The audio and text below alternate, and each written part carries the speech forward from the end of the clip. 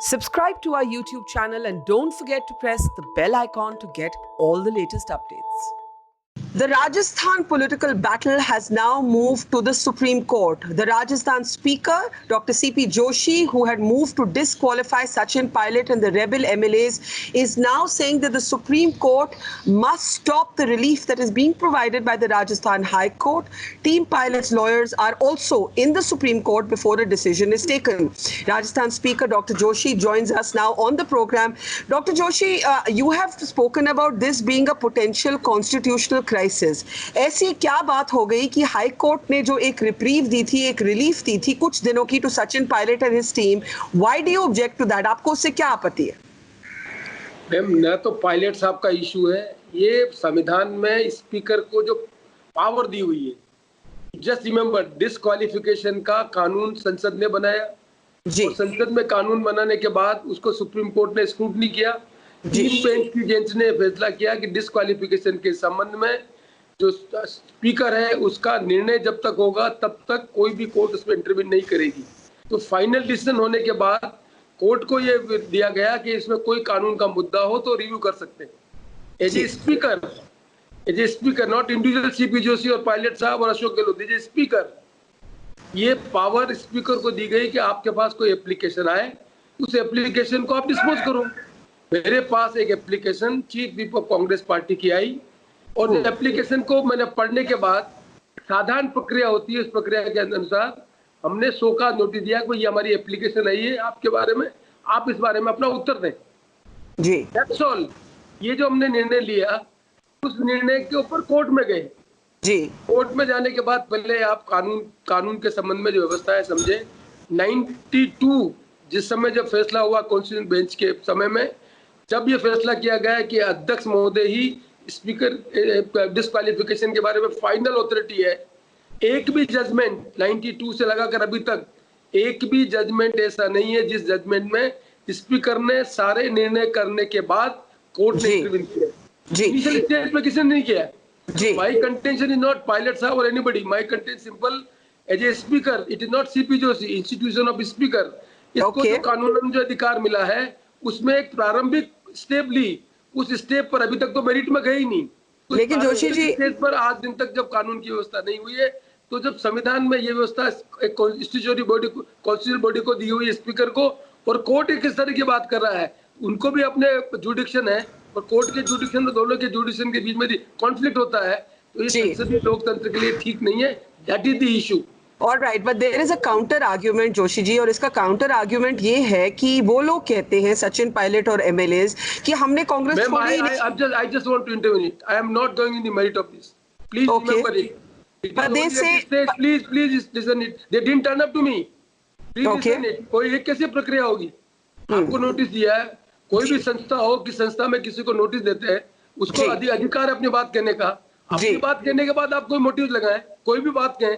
मेरे सामने पायलट साहब का कोई उनका जो है मेरे पास इशू नहीं है। ठीक है। बट ये है कि मेरे को एक कंप्लेंट मिली, मैं उस कंप्लेंट के संबंध में तथ्यों के देखकर मैंने उनसे अपनी बात की, उन्होंने उसको तथ्यों के बाद मेरे पास नहीं आए।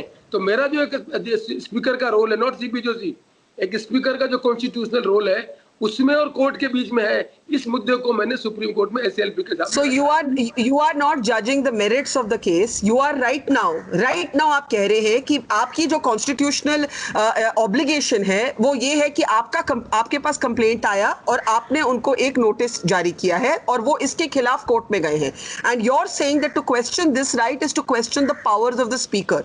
Am I to understand? Okay. Am I to understand then that you are right now not judging the merits of the case? Yeah, not at all. So you have not taken a decision on disqualification. Not at all. आपने कोई फैसला नहीं लिया है disqualification पर. Please remember it. I have not heard the other side. How can come to any conclusion? Okay. This is a process. Once you get a complaint, it's a simple process, not in the domain of speakership. Any normal courts, any officer will have the same system.